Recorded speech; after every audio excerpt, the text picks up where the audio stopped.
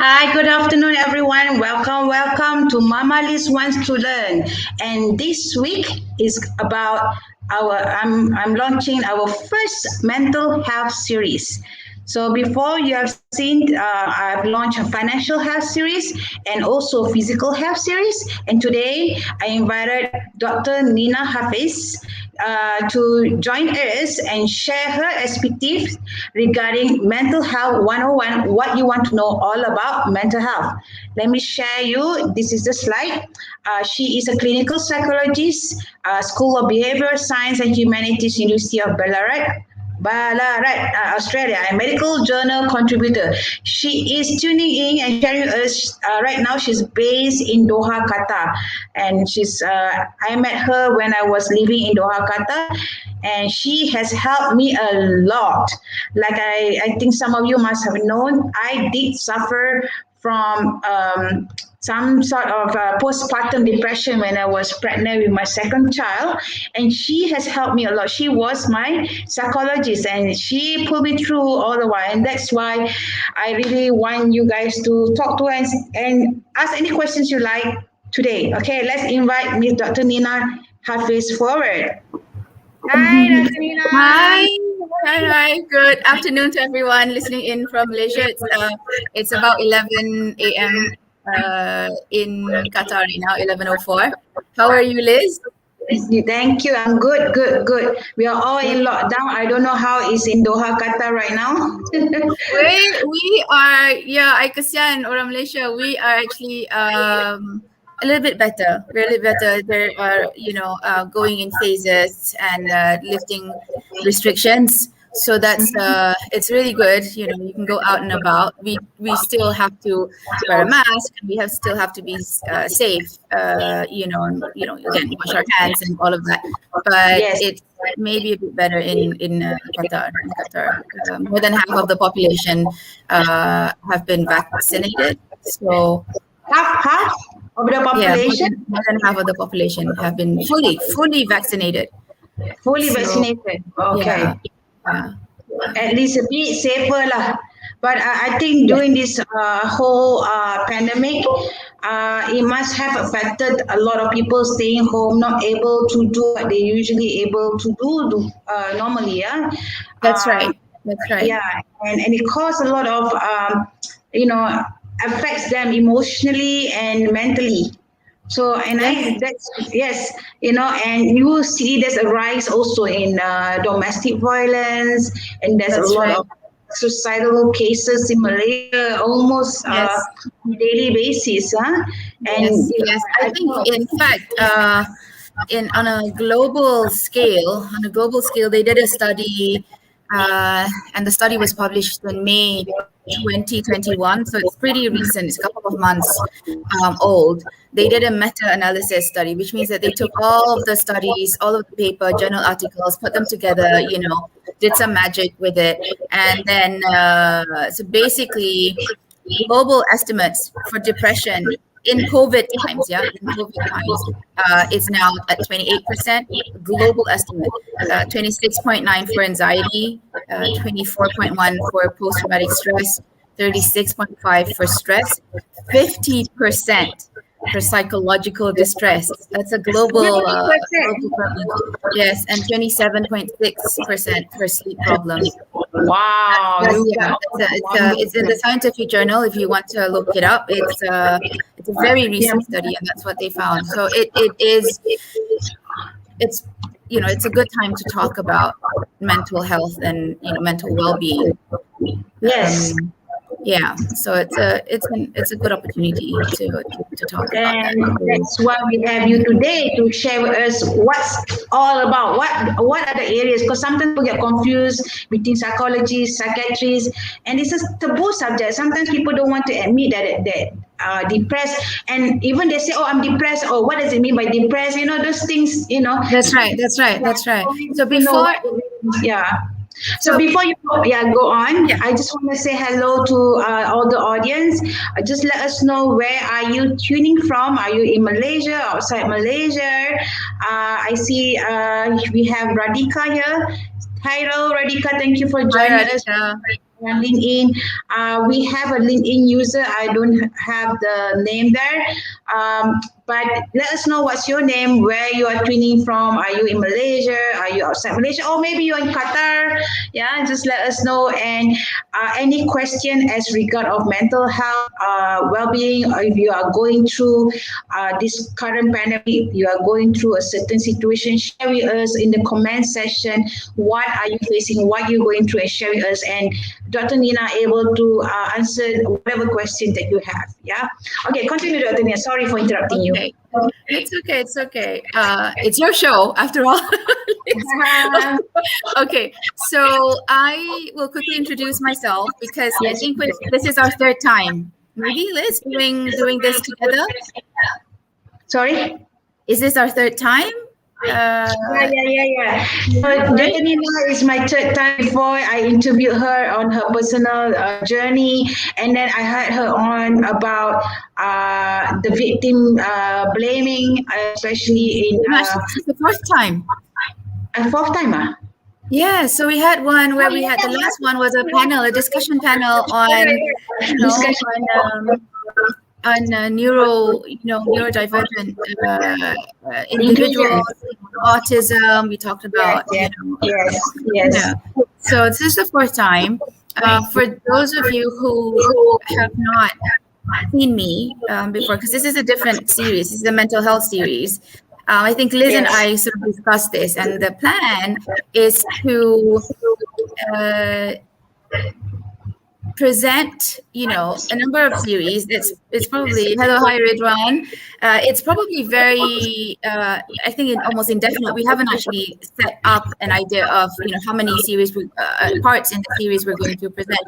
But the gist of it is that we're starting with mental health, talking about mental health first, and then we will go on into mental illness, and then we'll break down the different kinds of mental illness, right? And you discuss everything from symptom, diagnosis, treatment, and all of that.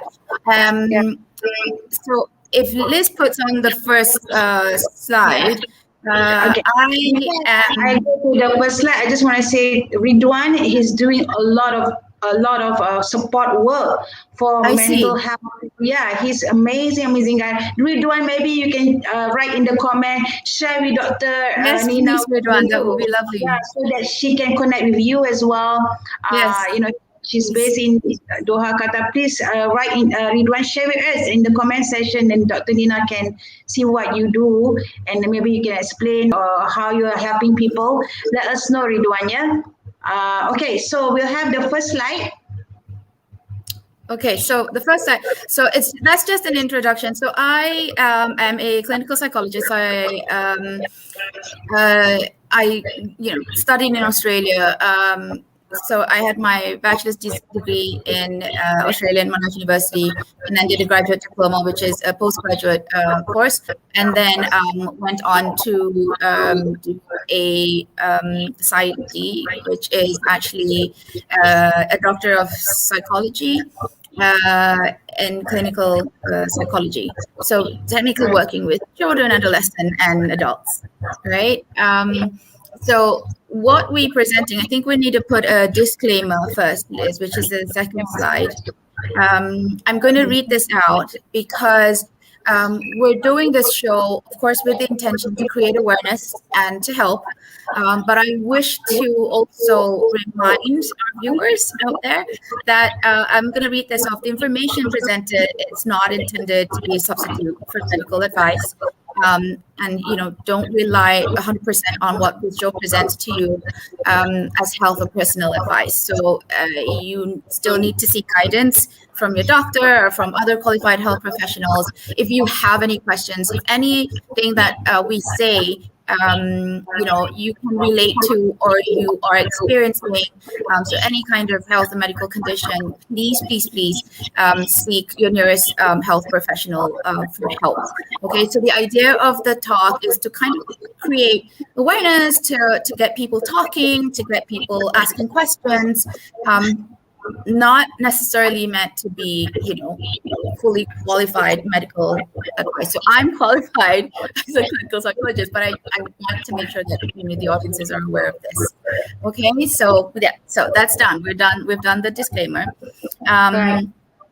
And the next thing we're going to do is, so if anyone has any questions, please feel free to send us a message and ask those questions. I'll try and hi, Satya. So I'll try and address them as best as I can.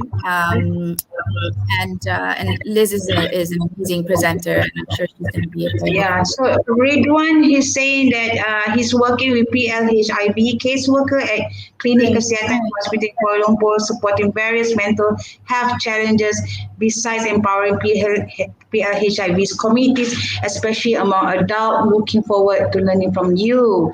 So he's doing amazing. Likewise. Maybe you can even share on how he himself, because it's quite stressful to do that job. It's not an easy job.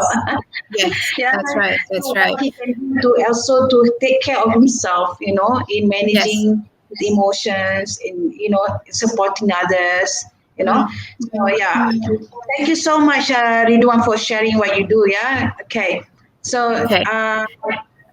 So what we would be talking about today is, so I'm not going to be touching so much on mental illness yet, because I kind of want to lay the foundation for, us talking about, mental health first, and then how, if we don't focus on that, that kind of leads to mental illness. Right now, this is not about laying blame on anyone.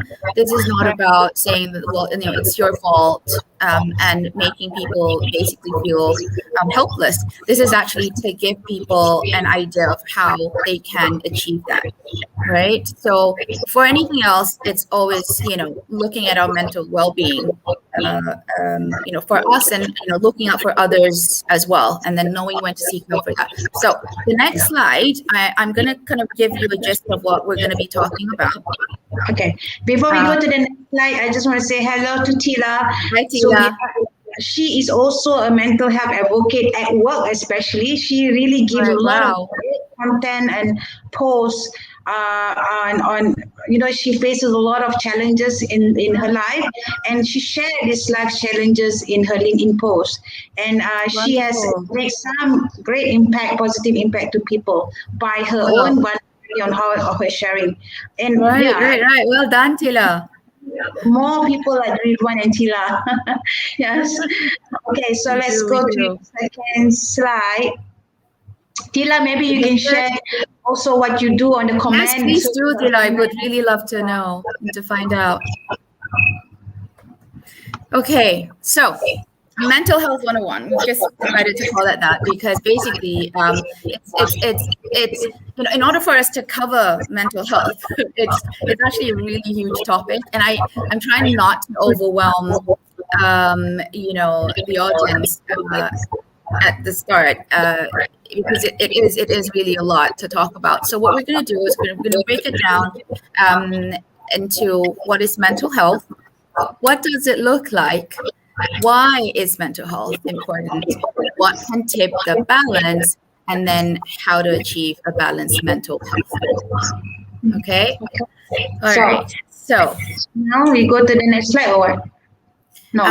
Yes, you can go into the next slide. So basically, this is, we're talking about what's mental health. There are different words that people use to talk about this. They also use mental well-being and other words. So basically, it's three components, okay? Right. Emotional, psychological, and social. Right? So we have mental health, and then we have physical health. Right. So mental health is the part where, it affects how we think, how we feel, and how we act. So it has an influence on how you handle stress, how you relate to others, how you to make choices, and all of that. Okay. So Liz, if you want to just move away from that for a bit. So basically, if you look at mental health, you're looking at someone who is able to, and you'll see that in the next slide as well, but not right now. You want to be in good mental health. Now, that good mental health, people say, oh, well, but that's very subjective. Mental health will depend on a lot of factors around you. Okay. But mental health, basically, you would present to someone who's able to function well, who's able to relate to others really well. And, if you look at, of course, I understand that's no ideal picture of it, but basically a person who's well adjusted, who, we all have challenges, but we're able to face those challenges, with support. And so that I'm not saying that, when you have good mental health, that you don't have any kind of discomfort, you don't have any kind of distress. We all experience, challenges in our daily lives, right? Whether in terms of achieving our goal, whether in terms of, I agree. Mental health, like Tila was mentioned, mental health is a huge topic, and I feel it's still not really explored well in local context, especially from HR perspective. It's still a taboo. Right. Yeah, because I believe so. Like people, we are in LinkedIn, okay, and then most people in the professional world, they want to show that they're all well and together, but everyone grows through this pressure on their own, emotional distress, and their own stress. Working from home also is not an easy thing to do. That's right. Running around and all that, you also go crazy. So there's that kind of stress. People sometimes don't take it seriously. It can affect your own family as well. If from your stress at work or stress at home, either way, there's no separation anymore. It's already blended together. I think this is what we need to talk about. Okay, so we'll definitely sort of address that, because my husband has been working from home basically, since the pandemic started last year. So we'll go into that, because I do see his challenges in terms of trying to balance that, because obviously it's different. He didn't set out working, intending to work from home. I think if you have a whole setup, it's very different. But I think having to adapt to that thing, and mental health is also about the ability to adapt to changes, right? So any kind of change, any kind of things, sort of daily things that we experience and all that, it's the ability to adapt to those changes. I think Rizman is asking if suicidal incidents is an increasing trend nowadays, and is that part of mental illness as well? So I know sort of we're just kind of jumping the gun here, because eventually I'll talk about some of those issues, but to address his question, for sure, definitely, I think if you look at studies out there, you'll see an increasing trend, because eventually, you will be put under so much pressure without any kind of ease from that pressure, right? So for some, suicide, it's really never an option for anyone, and I think I want to make that clear. It's never an option for anyone. I think they have somehow found themselves, really unfortunately, in that position, and eventually for them that is their only option. So I think with the COVID pandemic and all that, it is a part of mental illness. So you're looking at, what's going on inside your body, but you're also looking at factors that are outside. So some of those factors you can control, some of those factors you can't. So for example, as much as we're trying to overcome the COVID pandemic, everyone are faced with different issues and different things that they can or cannot control. Right? And so in order to maybe, find support, they can ask for help and all that. But then even then, that's actually affected as well. Now, mental suicide is also part of, mental illness, in the sense that because of the chemical imbalance in their brain, they are not well. They're ill. Dr. Nina, is it the chemical brain pre-existing? Is it because of that particular person have that pre-existing mental illness, or it started from just the stress first, then it became the chemical imbalance, then it became a mental illness that can cause the suicide. So does it work that way, or is it pre-existing depending on each individual? So if you're not just talking about suicide, you're talking about mental illness in general, and I think we'll go much deeper into this topic in our second part, because Yeah. I kind of want to break that down as well. But since we're already on this topic and we're talking about it, if you're looking at mental illness and you're looking at causes, right? There's a lot of studies out there that have found that you may have a predisposition, meaning that there is a genetic component, and some of that they found is actually hereditary, right? So, for example, it's similar to physical health. If there is a history of heart disease in your family, if there's a history of diabetes in your family, if there's a history of what else are we talking about? Basically, heart disease, diabetes. You're more, or even cancer. If there is that history, if you go to a doctor, a doctor's going to ask you, is there a history? Is there a family history? Yeah. So you may have certain genes that predisposes you to mental illness. Okay. However, they're also saying that sometimes those genes don't get activated until you find yourself in an environment or a situation that pushes you and then triggers that gene, right? Right. But of course, there are, talking about, I know this is a very sensitive topic, but you're talking about, torture methods and all of that. You can actually induce mental illness in that sense, and part of that is, like I say, is the opposite of what we try to do when we are achieving mental health. So it's isolation, it's continuous stress, it's deprivation of certain things. Either they go to starvation, and they go through, complete isolation. So there's no social contact. They are not getting enough sleep, so sleep deprivation and all of that. So you look at kind of, they're on a continuum.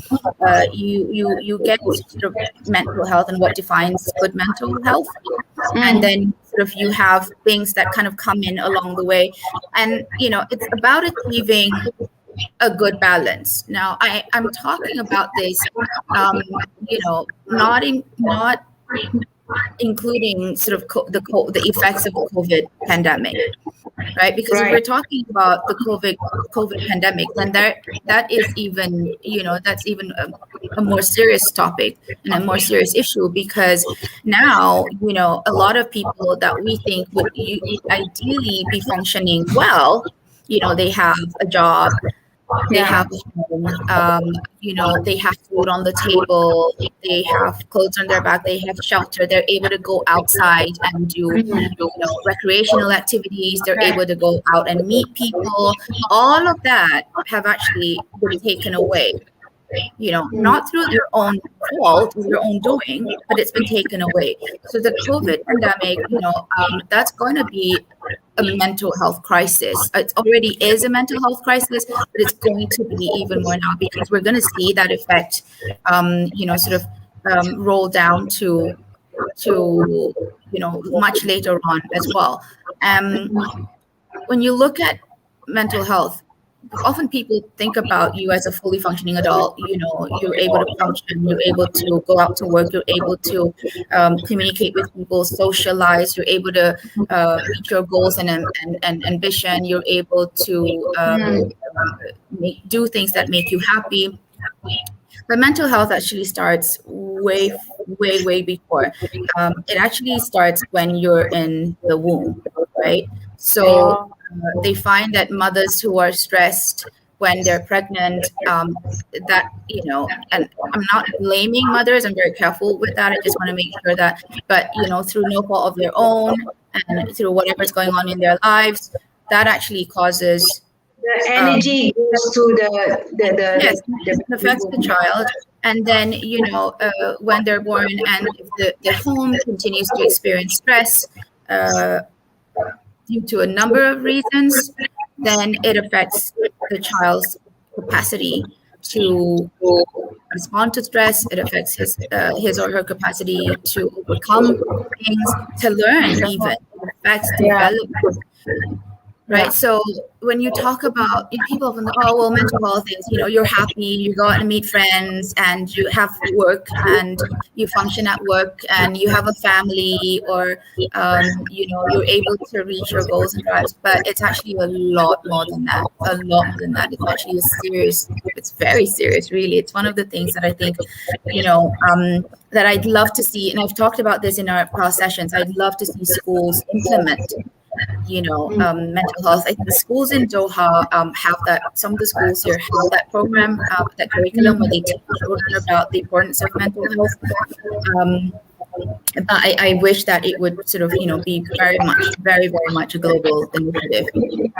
It's funny that you mentioned about that this mental health starts from wombs, and the doctor also, whenever in any kind of situation, they will always check your medical history, whether Yes. it can be genes, that I can really totally relate that also because I learned the theta healing modality. Right. Right. And theta healing modality also looks into our DNA, our past generations, and then that comes back to our limiting fixed beliefs can come from there, and that can cause us to how we react today, how we do today. And I can see now even that is not science. I mean, it is science because we use theta brainwave, but I could relate to the medical terms. I can see the relations that Yes. very important, and people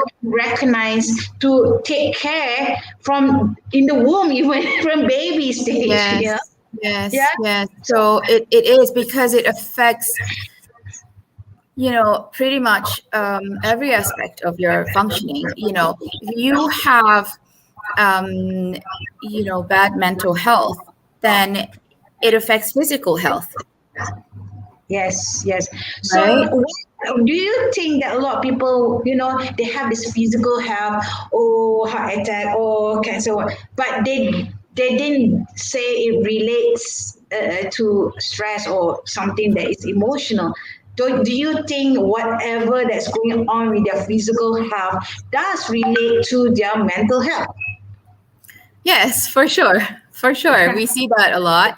I think when you feel good, when you're in a good environment, there's a tendency, there's more likelihood of you eating healthy, right? So when you eat healthy, your body is healthy, right? So that obviously, you're able to stave off, heart disease as much as you can, or hypertension, or maybe, as much as you can. I know there are things that you aren't able to control, but as much as you can, you do what you're able to do to maybe reduce that likelihood, right? So there is a very, very strong link between taking care of it. So you're sleeping well. If you're not sleeping well, then that's not good for your body. It's not a good sign as well. When we talk to patients, usually we're asking about their eating patterns. We're asking about their sleeping patterns. We're asking about, their emotions and how they feel. So people often under stress, and we can all tell. It doesn't take a psychologist or a psychiatrist to be able to detect when a person is stressed, because you would see this around the people that you are around as well. So you'll see that they are more irritable. They might have more anger outbursts. They may isolate. They're not interested in doing things that they usually enjoy doing. So when they think, let's say they think negatively, or they start blaming, they start talking negatively, oh, government is bad, blah, blah, blah, all the negative emotion comes out.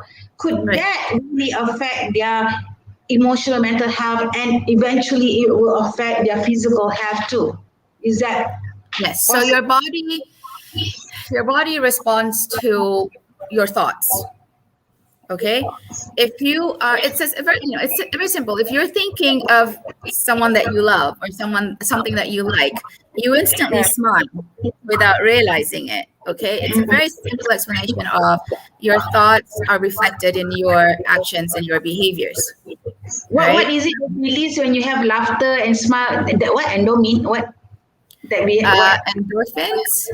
Endorphins, is it? Yeah. Right. So you're happy, and your thoughts actually affect your actions, behavior. So we can all tell when a person is upset, because of the way they move, the way, the expression on their face and all that. And that all comes from what they think.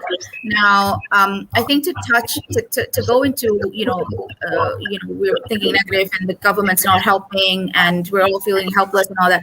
I think that's taking it to sort of more on a bigger scale. But getting back to negative thoughts,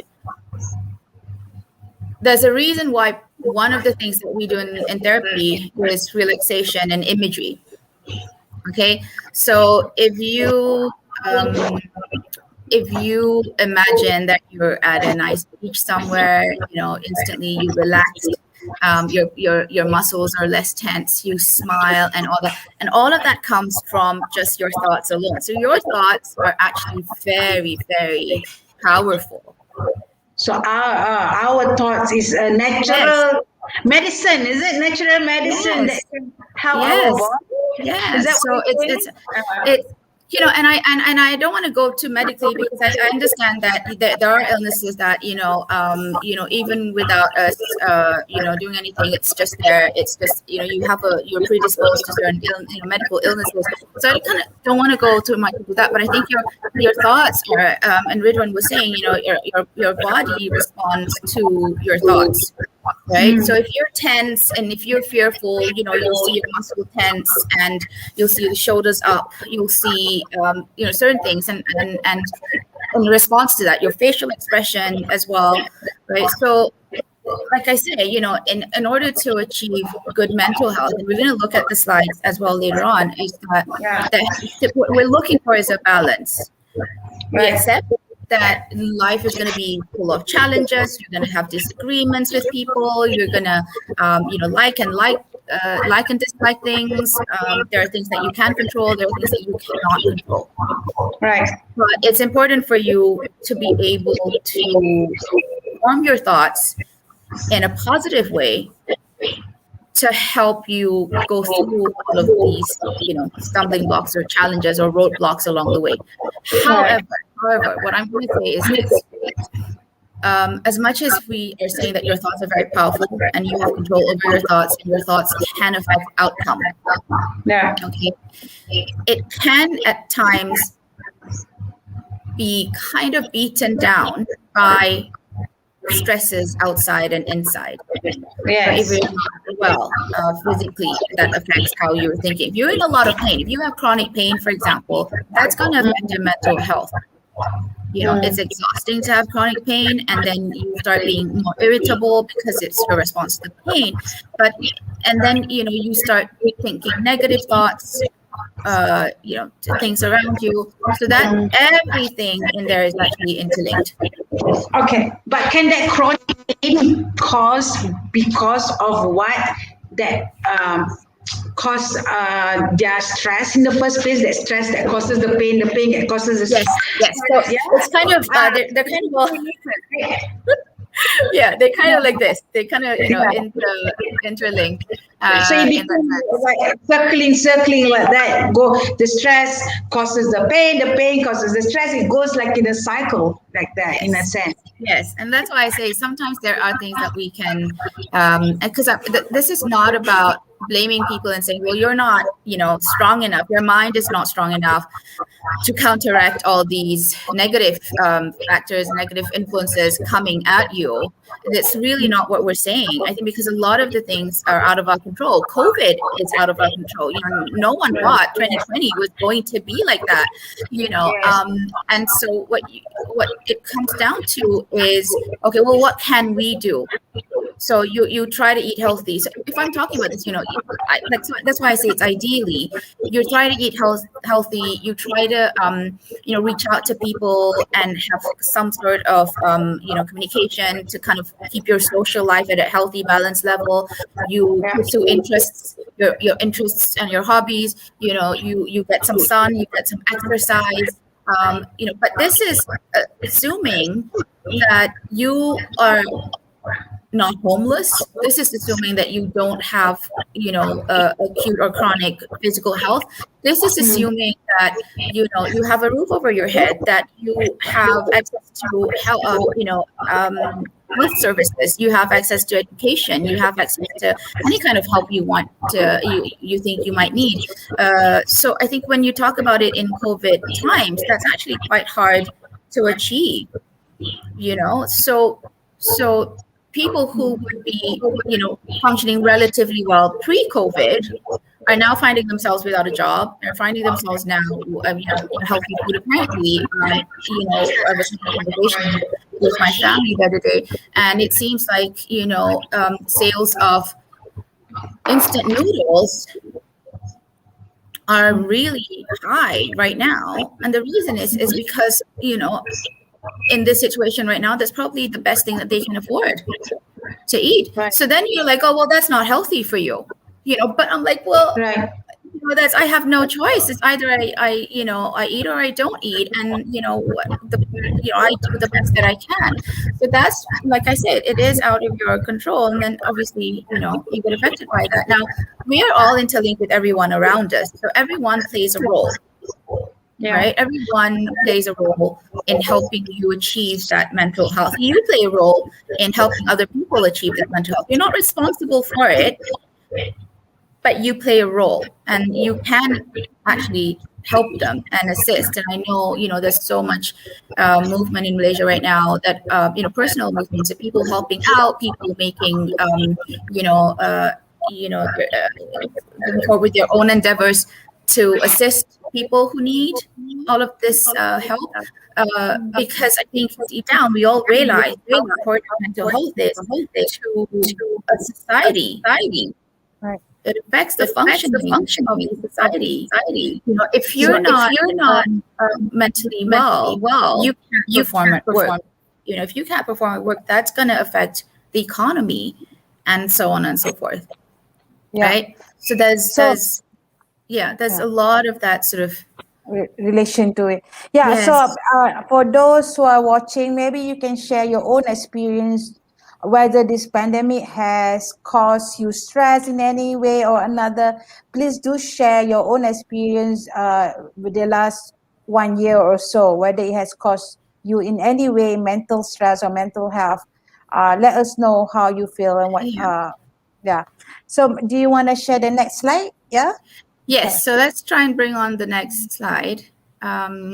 So that's so go on to the next one, slide 5. So this is a mental health continuum, right? So you can go back and forth on this continuum. So you're not necessarily always going to stay at one end. So you're not always going to stay at the green end. You may actually be somewhat in the middle. And then, if, the conditions are met, you may actually end up in the orange. And what we don't want is for people to end up in that, orange part of the continuum, so we're looking, but this is the thing, it's not just you that's responsible for your mental health. There are a lot of other factors that's involved around you, that can affect your mental health, right? So like I said, again, I am stressing that this is not me pointing out that you are completely responsible for your mental health, because like I said, things that you can't control, that's going to affect you. But if you look at the next slide, let's try and see if right. So what does mental health look like? Basically, you have I'm going to break this down as we're talking about this. You have a positive self-concept. So you feel confident about yourself. You feel good about yourself. You like yourself. You're happy with yourself. You know what your strengths are. You are aware of, what you can do, what your limitations are and all that, but you have an idea of who you are, okay, as a person. Now, the next one is taking responsibility for yourself. So taking responsibility means that you are aware of your actions, you're aware of what you say and do. You make effort to organize yourself, to have a routine, to have a schedule, to basically have an idea of how you'd like to live your life, but making efforts to live the best life that you can. Now, the other aspect is, if good mental health is where you have satisfying relationships, right? So this is where it's your connection with other people. So you are happy, you have a good friend network, you have supportive family, you are able to have a good workplace relationship, with your colleagues, with your boss.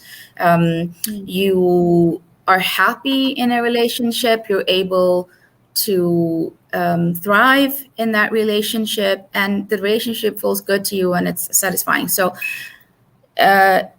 if not,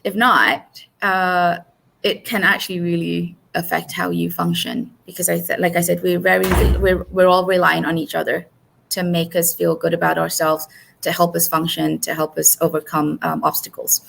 And then the other is definitely that affects the relationship, because yes, for example, like I've been interviewing single moms who went through abused relationships in their family, and then or kids going through divorced parents, or all this take effect in our mental health being, right? Yes, absolutely. That all affects, whether it's a mother and child relationship, when it's a family relationship, relationship between friends, relationships, with other people around you as well.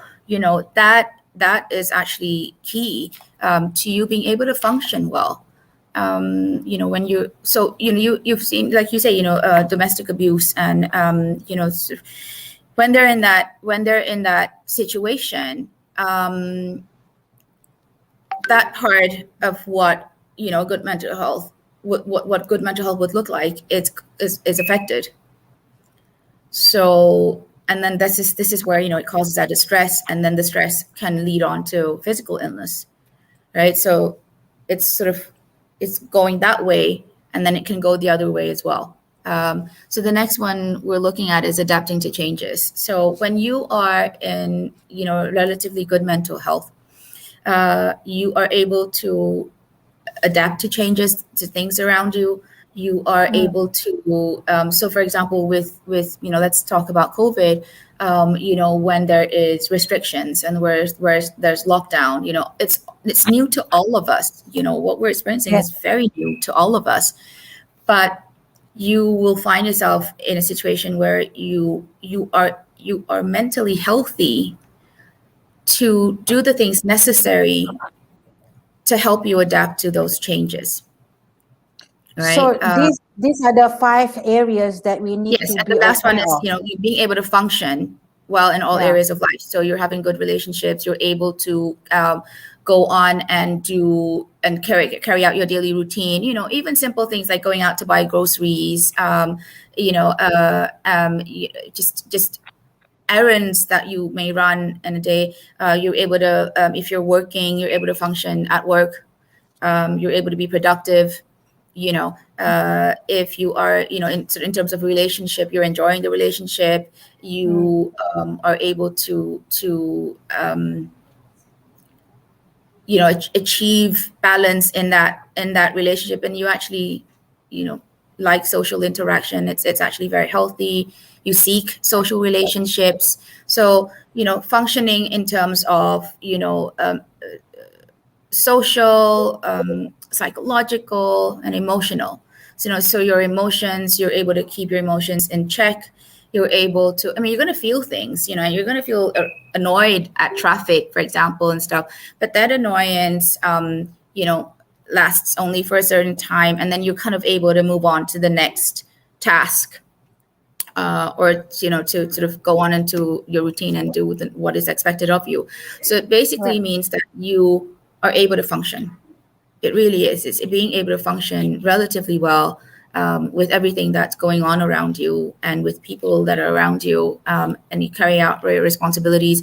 It's being able to keep yourself clean and tidy, taking care of your health, and seeking out things that are that make you happy, interests and hobbies and the like. So that is essentially what good mental health looked like. All right, awesome. So do I go to the next slide? Yes. So let's try and see. Right. So why is mental health important? So we've talked about this just before. It affects physical health, right? So they have apparently proven that depression can lead to heart and vascular diseases, right? So people often come to seek psychiatric help or to see a psychologist, and you often get those who come through, and usually they'll go through their physician first or their primary care doctor, and they will complain of pain, backache, back pain, body aches, headaches, migraines, just pain in their chest and all of that. And often, well, not often, but sometimes, after going through all of the checkups that are necessary, assuming that they've gone through everything and done everything that they can, they will then find out that there's actually nothing wrong physically, right? Okay. So that's when you may get a referral or a suggestion to seek consultation with a psychiatrist or a psychologist, because those symptoms, like stomach pain, and you've done an endoscopy, you've done everything necessary to find out what's going on with your stomach, for example, and then realize, well, the physical report comes out and they say, well, there's actually nothing wrong with you, everything seems to be fine, and you're like, but I feel the pain.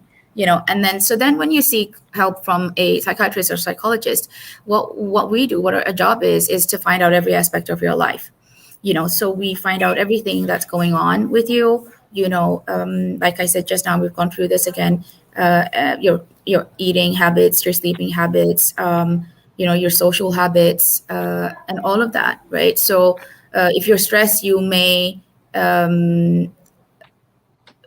you may go into abusing drugs, or you may actually go and take up smoking, because you think that's going to reduce the stress. But then that's reducing your stress in your mind, that's reducing your stress, but that's actually causing physical health. Right. So physical illness, right? So that, obviously that affects things, and it goes back and forth. Now, the next on the slide is, when you look at, when you have mental disorders or a mental illness, it increases your risk of physical illness. So that it doesn't just affect it, but actually increases your risk of physical illness. So, if you're mentally healthy, you're eating sensibly, you have regular exercise, you have adequate sleep, you obviously try to avoid unhealthy practice like smoking, alcohol, tobacco and drugs and all that. And then you may be adhering to medical therapies better. So you may be doing your health checkup. You seek medical help and so on and so forth. So you're more likely to do that. But if you're not mentally healthy, all of that I've just mentioned is going to be affected. So then, like I said, again, that leads to. But Nina, a lot of people, when they get physical ill or sick, and then most of the time they say, oh, this must be just the physical thing. They don't see the relation to the mental health, because they don't want to they don't want to see psychiatrists, they don't want to see psychologists, because it will be like, oh my God, then they would think I'm crazy, or they think, oh, why do I need this? Because there is something not a common thing that for people to seek help in that way. Not common. Yes. I don't know what is the percentage of people in Malaysia who actually oh yeah, I need help in my mental health, and I would love to meet a counselor or meet a psychologist or psychiatrist for that matter, Yeah. Yeah. Yeah.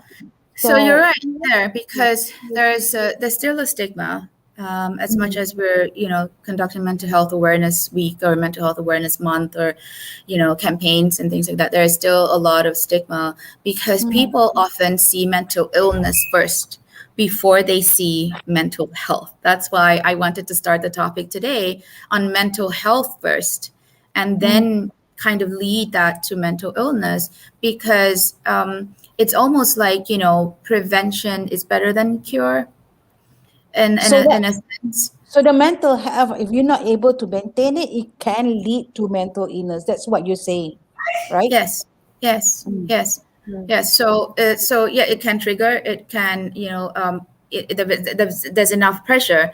Then yes, it can lead to that. So that's why, like I said, when people talk about mental illness, often they think about, the words like, and I don't like saying these words, but words like crazy, Right. which isn't actually true. You have to seek help for your to address your mental health, to achieve a balanced mental health, because everyone goes through experiences, and all those experiences are different, and it's also subjective, in its intensity, frequency, duration, and all of that. But at the end of the day, you are looking at trying to achieve that, because you what you don't want is for it to lead to mental health, a mental illness, Yeah. and a physical illness, because like I Mm. said, they're intertwined. So Yeah. yeah, so but it's the stigma. It's the stigma, and people often see that as, oh, if you seek the help of a psychologist, or if you seek the help of a psychiatrist, you must be crazy. But that's not true. If you understand, if you have a headache, no one has a problem. If you have a migraine, if you break your leg, or if you have any of those problems, no one stigmatizes you for seeking help from a From, medical professional, yes, right? from the clinic. Right? The thing is, No one shames you for that. yeah, I know. That's the thing. People for physical health, it's so easy for them. Oh, just go straight to the clinic and doctor. For physical Yes, health, something that can yes, be that's seen. right. But in That's terms of right. your mental health, like, oh, I want, they don't even dare to seek help. Second, even if they did, they won't even dare to admit to anyone that they are seeking help.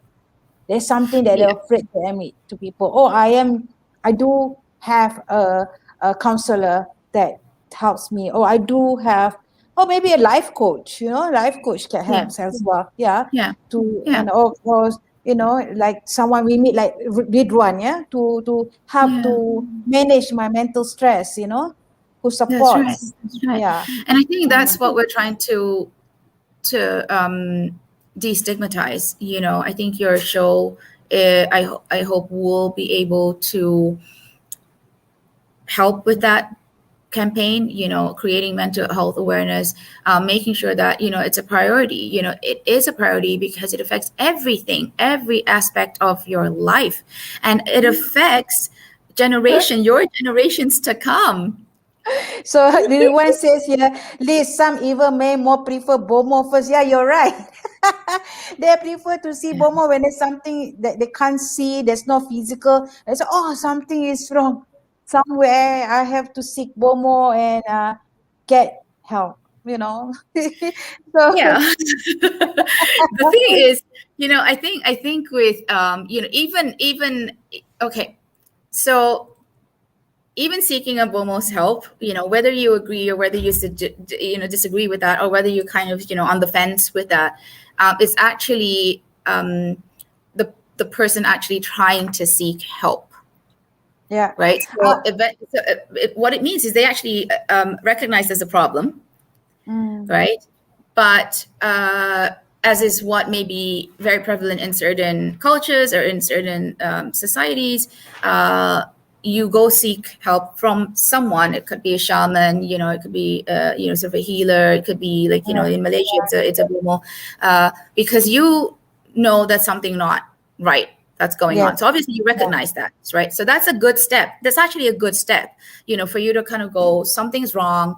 Why am I always irritable? Why am I having anger outbursts? Why am I having lucid dreams? Why am I having nightmares? Why am I losing weight, and so on and so forth? That's it. So obviously they recognize something there. Now, it's great that you recognize that something's not right, in your life. It's not sort of balanced. It's worrying you, it's concerning you, and that's great. What we want to do is try and create that awareness of, okay, well, it's great that you've recognized that, because that's the first step, recognizing that there is a problem.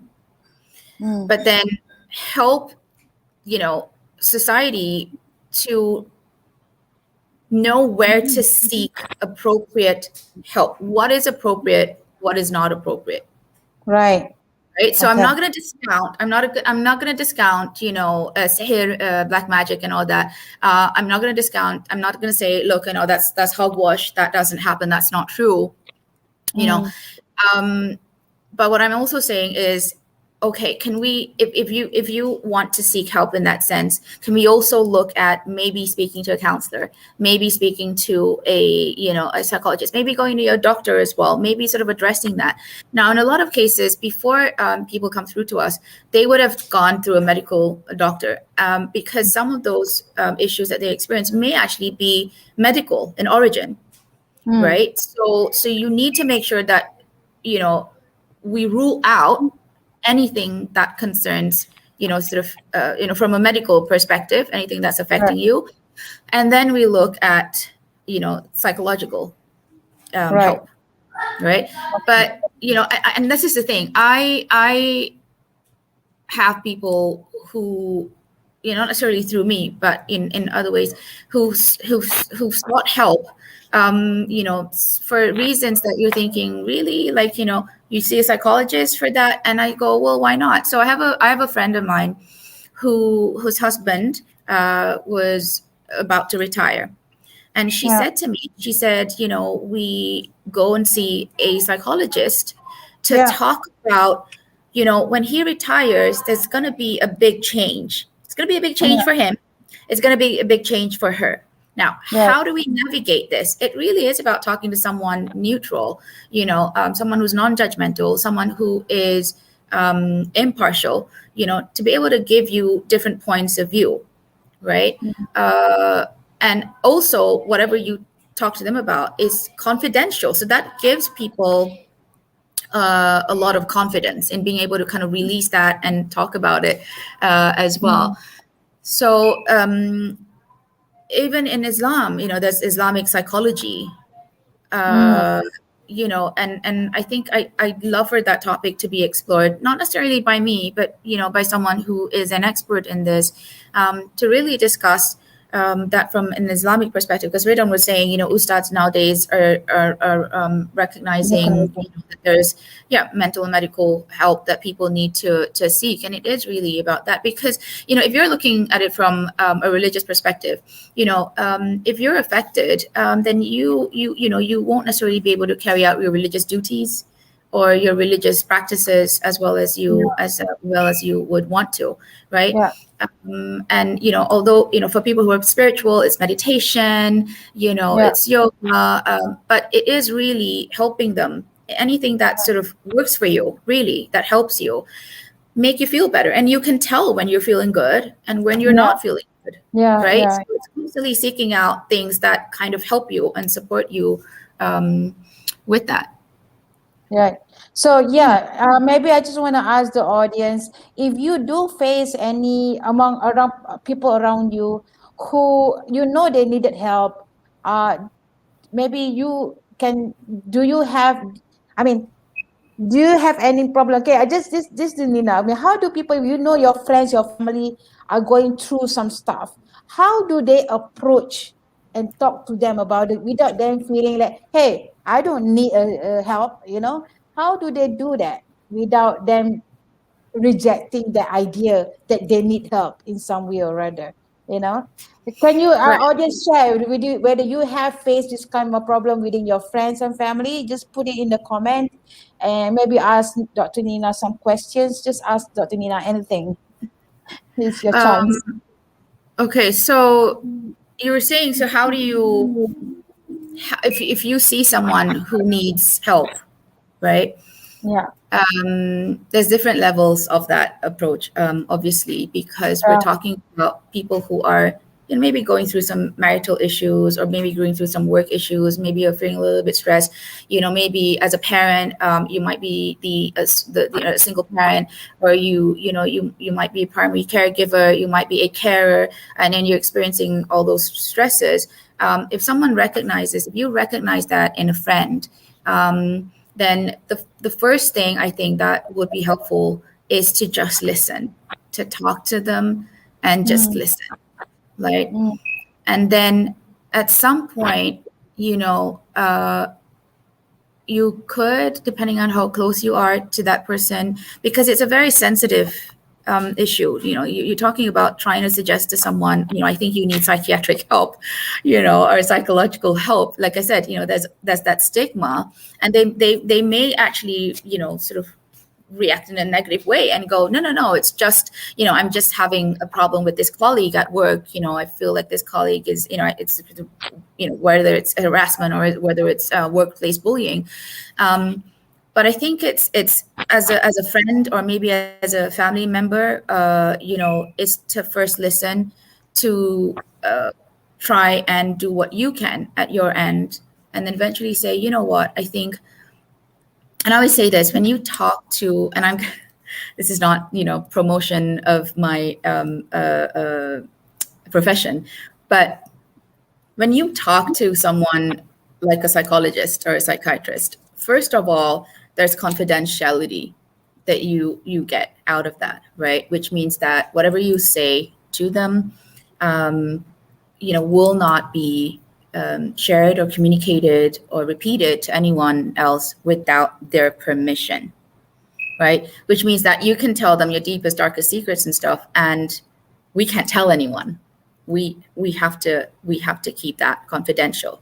So, yeah. Yeah, I think that is an amazing point for you, because a lot of people, when they have faced a lot of problems or things they can't handle in their life, they talk to their friends, their mom, their dad, and they are not professional psychologists or psychiatrists, whatever, but then we share, we try to, of course, there are, as friends, as parents, or we will listen, but we are not specialized in that when we listen.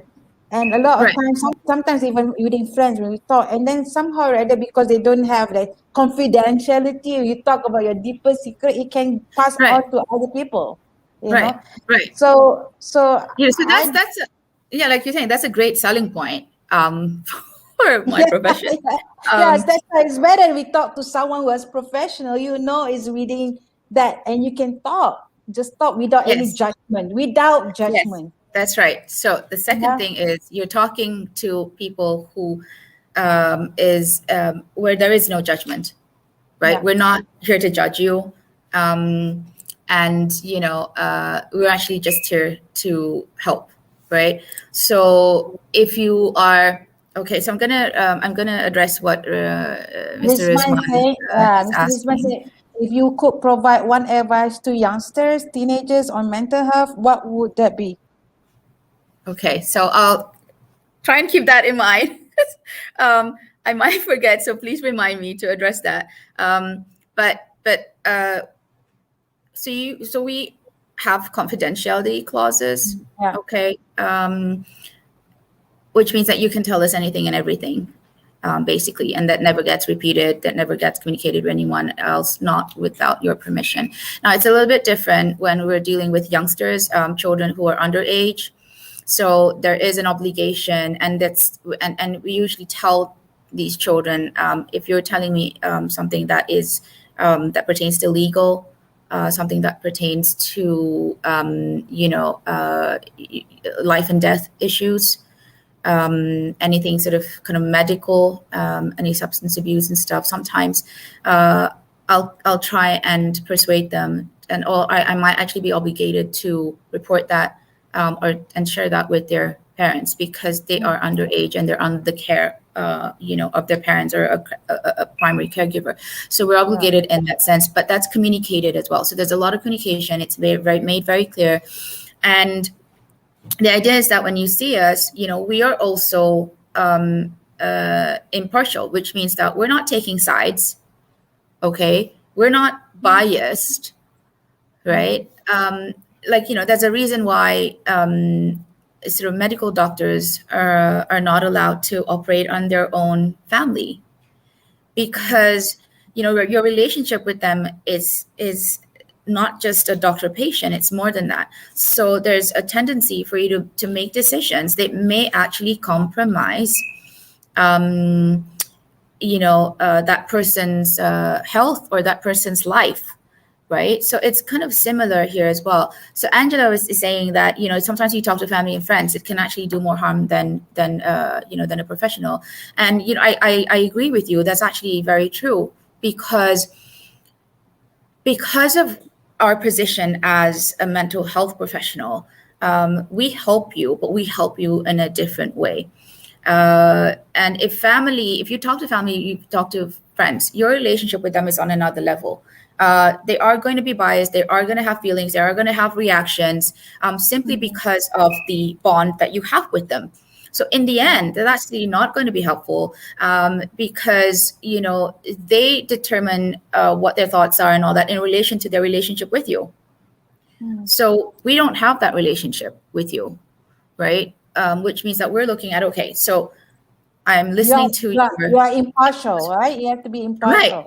And so we're working it out, what is best for you, what works for you. And then, and you're more likely to listen to me and take my advice because I don't have any ulterior motive. There's no motive there.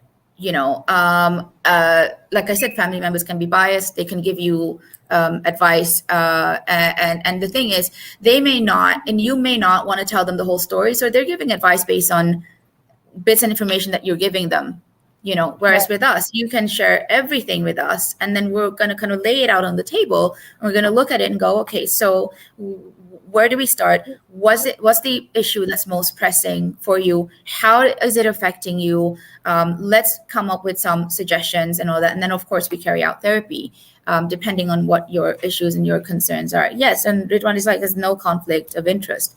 Now, going back to the question of, I think, Mr. Rizal, was that? Rizwan? Yeah, Rizman, sorry. So you're saying, if you could provide one advice to youngsters and teenagers on mental health, what would they be? I think parents and caregivers, need to start talking to children about mental health from when they're a young age, and it can be very simple. It has to be developmentally appropriate. And then the idea is that there are things that you can do around you that is going to ensure that you're going to be the best version of yourself. So then you talk about, well, what's that? What does that look like for you? What's your version?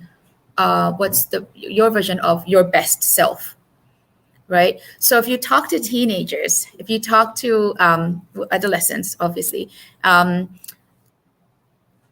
they're still developmentally self-centered, right? They are discovering themselves. They're trying to seek an autonomy from you. They're trying to seek independence. They're trying to do things away from you as a parent or as a caregiver. They're trying to develop their own character, personality, and everything as they go into young adulthood. So if you want to talk to teenagers about mental health, right? The way I would do it is you need to approach it from the viewpoint of the fact that as a teenager, all they think about is actually themselves. It just is. They're not, horrible beings, but they can be, as a teenager, they're going to be quite self-centered, right? So everything is kind of focused on them. So if you want to approach them in terms of mental health, you have to approach them in terms of, why is that going to be good for you? What does that mean for you to be in a state of balanced mental health, right? So if you coach it and you couch it in terms of how it relates directly to them, then they're more likely to kind of go, oh, okay, yeah, I kind of see that. And I do want to be the best version of myself. And so they're more likely to listen to you. So you have to kind of see it from their point of view, right? They don't want to do it because mom and dad tells them. That's the last thing they're gonna do, right? I'm not gonna do things just because you tell me that I need to do them. And we all, if you've dealt with teenagers, you see that they're trying as best as they can to break away from you, and now you're pulling them back and saying, "Well, do it for us." No, there's no way that they're going to do it for them. You got to say to them, "Let's do this, and we're doing this for you. We're not benefiting from it in any way. That's going to be the best version of yourself, and let's talk about how we can get there." Okay, but before that, but when do you think we should start having this conversation of the best version of ourselves, the balanced self? Should we have started from what age, you think? Right. So like I said, it has to be developmentally appropriate when you're having these conversations. Now, children may not, when they're younger, they may not necessarily understand that we're talking about mental health. That might be a concept that they may find hard to grasp when they're too young. And so if you're talking about children maybe up to the age of 7, they're not necessarily going to understand it. So your job as caregiver or a parent or guardian is going to help them achieve that by making sure that they're eating healthy, they're getting good sleep, they are reduce exposure to electronic devices, that they have, a social life, play dates, that they are doing well at school, they're thriving. So you're going to need to take care of those kind of basic things first, because if you talk about mental health to them, it's a concept that they're not going to be able to understand. So then that responsibility is going to fall on the person taking care of the children at that particular time, right? So when they are a little bit older, maybe age 7 and up, then you start talking to them about, explaining to them more about routine. You don't explain to, a 2-year-old why good sleep it's good for you and why getting to bed on time is good for you. That's not going to be a concept that's going to be easily, they're not going to understand that. All they know is that you take them, you get them ready for bed, you put them to bed at a time that is good for them. So at that point, you're doing it for them. Now, when they're a little bit older, then you can start talking about, why it's important to eat healthy, why it's important to have good sleep. So then that's where you get the whys. Okay, why is it important to get some sun, to be active, physically active? Why is it important to socialize and seek friends? So then you explain those things, and you're still helping them and guiding them towards that. So you're putting in routines, you're putting in, you're scheduling activities for them. You're looking at things that they have an interest in, things that they're good at, things that they love to do. You're encouraging to try new things. You are building your relationship with them as guardian, caregiver, or parents. Okay, right. So then when they start being teenagers, then you talk about changes like, okay, you are going to, through, physical changes, hormonal changes that's going to affect you. You understand, and it's obviously, very well known, teenagers might be somewhat stubborn, they might be argumentative, they might be, a lot of parents sort of dread that teenage years, but it really actually is the child going through a different phase in their life. They're learning slowly to become a young adult and to be independent on their own and to do things on their own and all of that. So your job then is to listen, is to guide them, is to understand, what they're going through, is to explain to them, I can tell that right now, you're feeling a little bit irritable. Do you want to talk to me? If you don't want to talk to me, you can talk to, someone that you feel comfortable with. Sometimes what helps is, for example, what I do with my children is if they don't feel comfortable enough to talk to me about their problems, then I list down or I basically nominated adults that I think they can talk to instead of me, and they can sort of help that can help them. So eventually what I'm trying to do is, you don't always need to come to me as your parent, and setting that base for, you can actually go and seek help from someone else, right? Wow, And so for that's amazing tip, Nina. That's amazing right. tip. So in that way, you keep it still to yourself, right? Yes. That you can guide. So no, it actually allows, because I'm trying to encourage them to talk. That's the thing. I want them to talk. If their only option is to talk to me, and they feel like for whatever reason they can't talk to me, then they're not going to talk. So that's actually not good, right? So the option is, I nominate adults that I trust, that my children trust and have a good relationship with. It could be friends, it could be family that they're comfortable talking to. And I tell them I don't ever have to find out, because I trust that these adults are going to help you, which means that these children learn that they can seek others for help, and not just us as parents. But the whole point of that is they actually seek help and talk to someone. That's the basis. We're starting that. We're kind of establishing that, so that they go, okay, so later on, and people may come to me for like maybe 2 or 3 sessions. And that's it, because they kind of need to work things out. They kind of need the viewpoint of another person. They kind of need to just express it. You know how some of her friends, they go, okay, I don't need any advice. I just need to rant. Right? I need to talk about it. I just need to let it out of my system.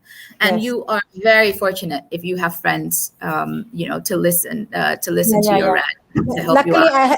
Luckily, I have you as my friend. Well, I'm honored to have you as my friend as well. But it is about being able to talk. So we understand that, but I think women understand that more than men. I think, again, if you're going into sort of gender expectations about it's okay for women to talk to someone because they talk anyway, but for men it's kind of not that easy for them to do that, because again, it's gender expectations and gender norms, and it's like, well, you're a man, like, what do you need to talk about, like, that's nothing, you need to be able to handle it on your own and all that stuff. But that's not true. So whether it's I have 2 boys and a girl, and I talk to them about all of that all the same. It doesn't matter. I don't care what gender you are. But if you need help, you need help. And I'm going to kind of tell you where you can get that help, what's helpful for you. You can go, and when you're old enough, you can do your own research and all of that. And again, when I talk to them, I make sure that, they know it's okay, that you're not weak for asking for help. There is also a stigma for men who wants to talk or seek help. Is like not macho, right? Not strong. You're weak. You don't want to talk. So that actually prevents them. Okay, I have to push you forward because we are running out of time. Maybe we just continue this.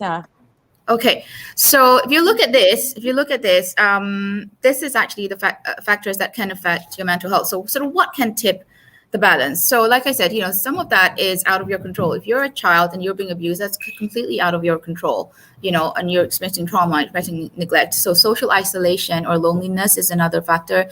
A lot of geriatrics or old people actually die from loneliness. So it's it's a big crisis, because you don't get that social aspect. You're not talking to someone, you're not communicating with them, you're not relating to them in any way, you're not getting any kind of comfort, and so what happens is the isolation, and then of course that social isolation is also something that's kind of a big thing right now with COVID. right? So with the COVID pandemic, people are isolated, children are isolated. They've had to learn to do things very differently.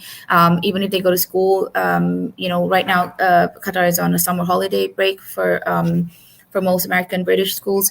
And so, but when they're in school, they have blended learning. But then, because of COVID, there's new protocols that are put in, and these children have had to adapt. So it's very hard. It's very hard to kind of learn that and then realize they can't just go up to a friend and high five a friend or hug a friend, or hold a friend's hand. They can't do that. They can't even go very near to a friend to be able to do that.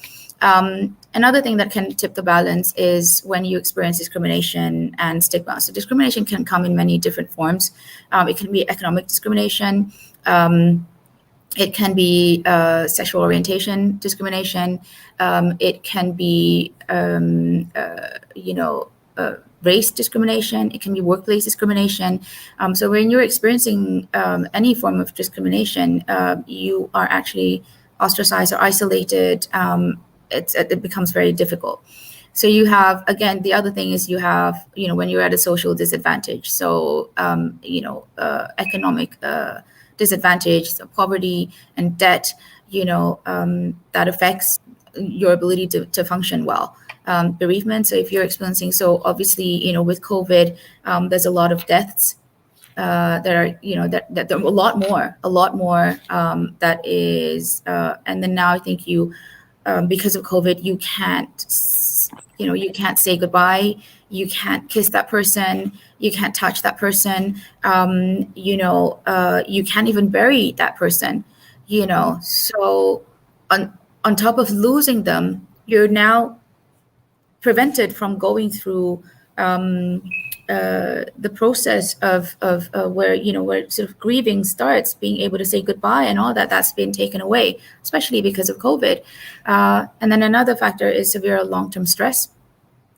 Okay, so at work, it could be marital stress, it could be relationship stress, physical stress, and then having a long-term physical health condition that can also affect you. Unemployment again, or losing your job. In COVID times, a lot of people are losing their jobs. They're not able to do things that obviously, when you have a job, you feel, it affects you. You feel confident, you feel good about it. Obviously, you get a salary and money's coming in. You're able to then meet your needs, your daily needs, your food, your shelter, and other needs that you will have access to had you have a job. Had you had a job, and then homelessness or poor housing, so that's going to affect your functioning as well. That's going to tip the balance. Being a long-term carer for someone, that's a lot of stress as well. And wow. then you have that can tip the balance too. Being a long-term carer. Yes. Wow. Yes, because it's physically demanding. It's physically and it's emotionally demanding as well.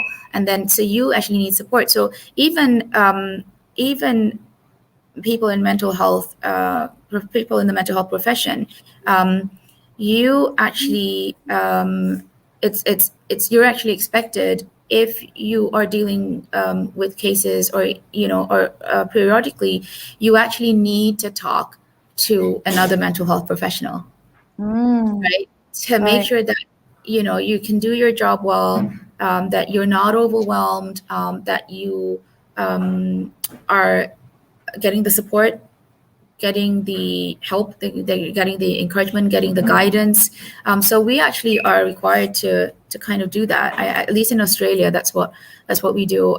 So you need to actually talk to someone, even if you're a mental health professional. So we can't actually solve our own problems. Even if you're a doctor, you can't really operate on yourself. You depend on another medical professional. So it's the same for us as well. So it might be that you're dealing with a really challenging case. You may need to be debriefed after and talk about how you feel about that, because we're human and we're going to have a reaction on the cases that we deal with. That's a very important point as well, because a lot of people think they are a life coach, they are this, or they are counselors. Yes. People sometimes have this expectation, you are doing this for your job, your life should be sorted. No, I think they need to know that there are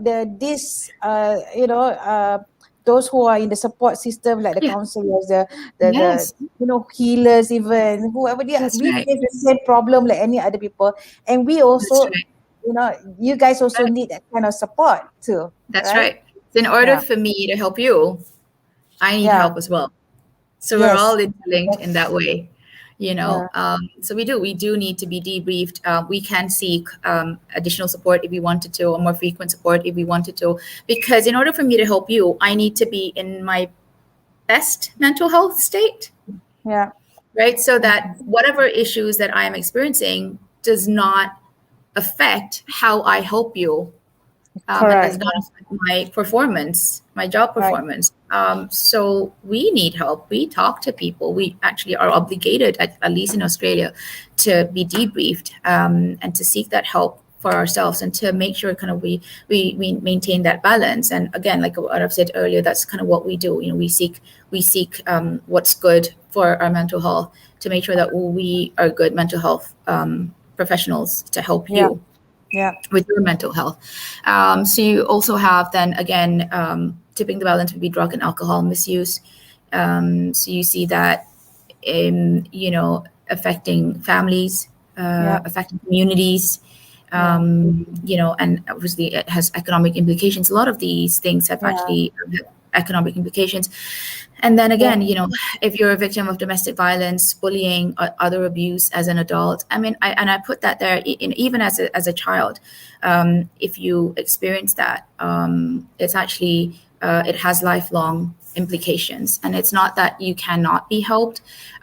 You actually are going to maybe need more help to help you mm, kind of overcome the things that have happened to you, and to kind of understand that things that have happened to you in the past actually affect how you function in the future. It affects how you see things, your outlook on things, your perception of things, your understanding of things. So it's actually really important to make sure that even as a child, that is, that they get that help, and not just, when you're an adult. Even if you look at it, if you're experiencing as an adult, you actually have more control over your situation. You actually, even if it's not ideal, you actually have more control.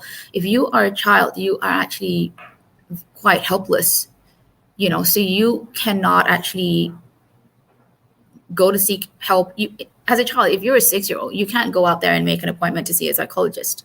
You depend on your carers and everything to recognize that issue. You know, you recognize that issue. Yeah. And then, so can we go back to the other slide, just to the previous slide, just for me to finish off the bits at the end? Can we do that, Liz? Oh yeah. Okay. So again, just these two to finish off. So significant trauma as an adult, serious incident, your life, being the victim of violent crime. So if you're in military combat, for example, sort of you're more likely to experience PTSD, which is post-traumatic stress disorder, which is one of the things that we're going to talk about later on. Physical causes, for example, head injury, neurological condition, epilepsy, affects that. Again, like I said earlier, it's important to rule out potential physical causes before you seek help for a mental health problem. Now, the other thing that I'm going to put in that I would have put in there is that, things like COVID, things like natural disasters, is also going to tip the balance. If you're in a natural disaster like a flood and you lose your home, or you lose someone, a loved one, that's also going to tip the balance. But those things are obviously out of your control, but they can still affect you. Right? So we're going to go, yeah. So this is, ways for you to achieve good mental health. So this is the 10 top tips. And basically, you talk to someone, you think positive, you get enough sleep, you eat well and drink water, everything that you see there. Limit your screen time, believe in yourself, being physically active, spending time outside, spending time with supportive friends, getting good social support. Again, ask for help. However, it's great if you can do all this, because that helps with your mental health.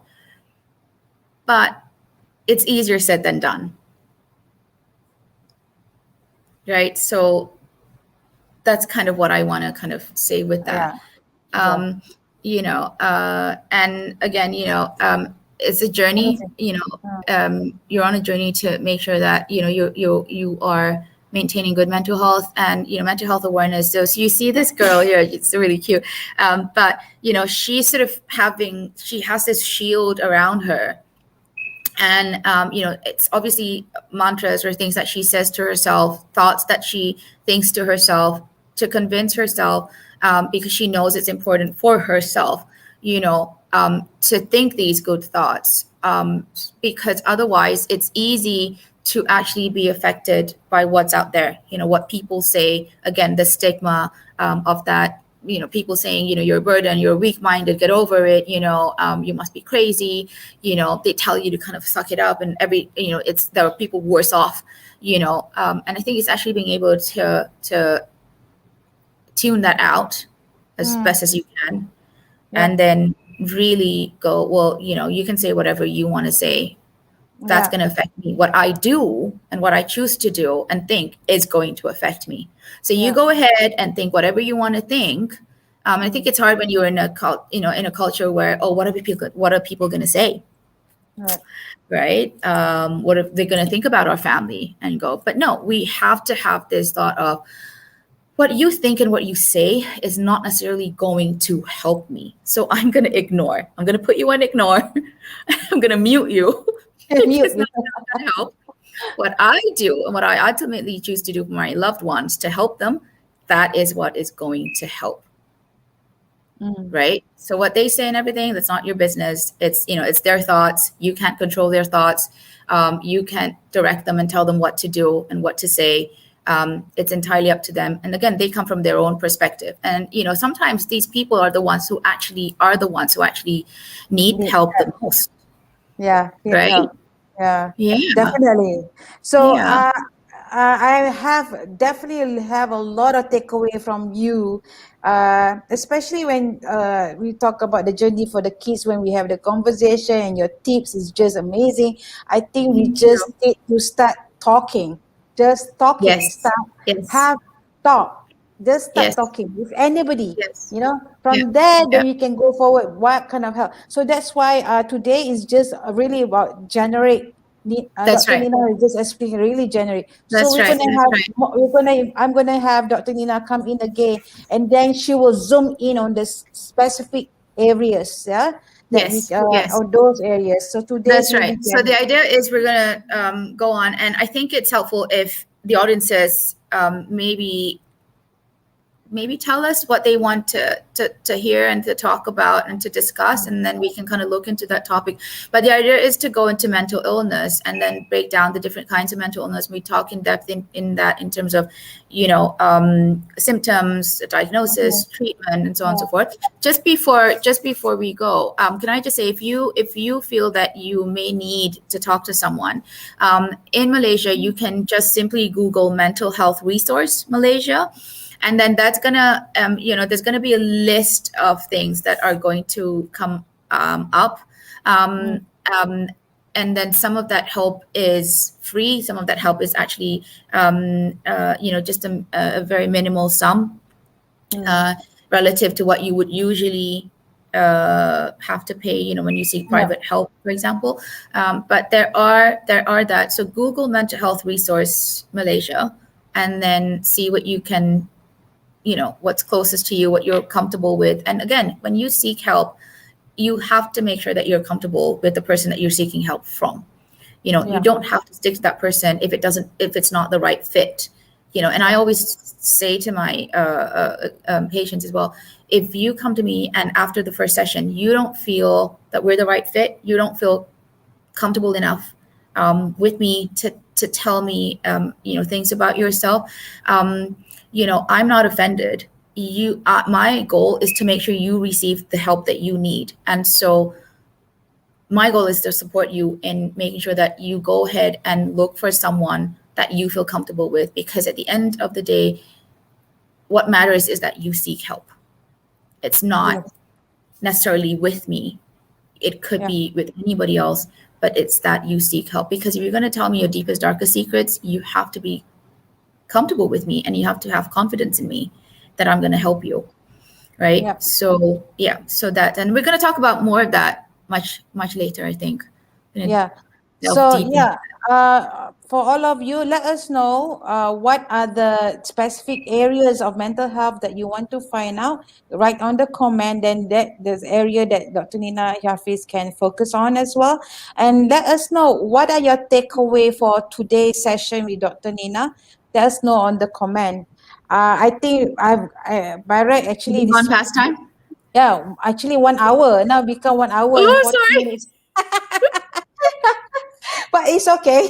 I think it's a very, very interesting session. I think we got a lot of information from you. We learned a lot. I learned a lot. I think the audience learned a lot as well. I Yeah. hope so. I hope so. Thank So you for Ridwan, having me, Liz. many takeaway this lovely afternoon. Yes. Thank you, Yeah. Ridwan. Thank you, Ridwan, for joining us and being a real participator and giving all the comments and support to us. Yeah, just let us know on the comment what are the specific areas of mental health you'd like to know in the future. Dr. Nina will be coming back again with all the specific subjects. Yeah. And also, yeah, I think that's it. And Yep. share to your friends. You want to get, if you want contact Dr. Nina, you can Nina Hafiz, you can check on LinkedIn. I think LinkedIn. Yeah, you can contact her through LinkedIn. Dr. Nina Hafiz. And then just follow my LinkedIn, Liz Butcher, and also on YouTube we have MamaLiez. You just look for MamaLiez. You can subscribe to it, and you can get look into all my other shows, my Friday night shows and Saturday shows. So I will see you guys again next Saturday. uh, I don't know. I have to ask Dr. Nina if she can make it again next Saturday. So What's next Saturday? I yeah, should be so able to. I should be able yeah, to. so we will have more again next Saturday. That's a good news. Okay, so see you guys again. Thank you for joining us. Have a good day and have a good evening. Thank you very Thank much. you. Thank you for having me, Okay, Liz. okay, welcome. Thank Bye. you, Dr. Nina. Bye. Thank you. Bye. So Rizman, he says his takeaway is start talking, productive talking. Betul betul. Don't be macho-macho, right? You just have you stopped? Have you stopped the show? No, no, no, no. Wait. Okay. Okay. Okay. Bye. Bye.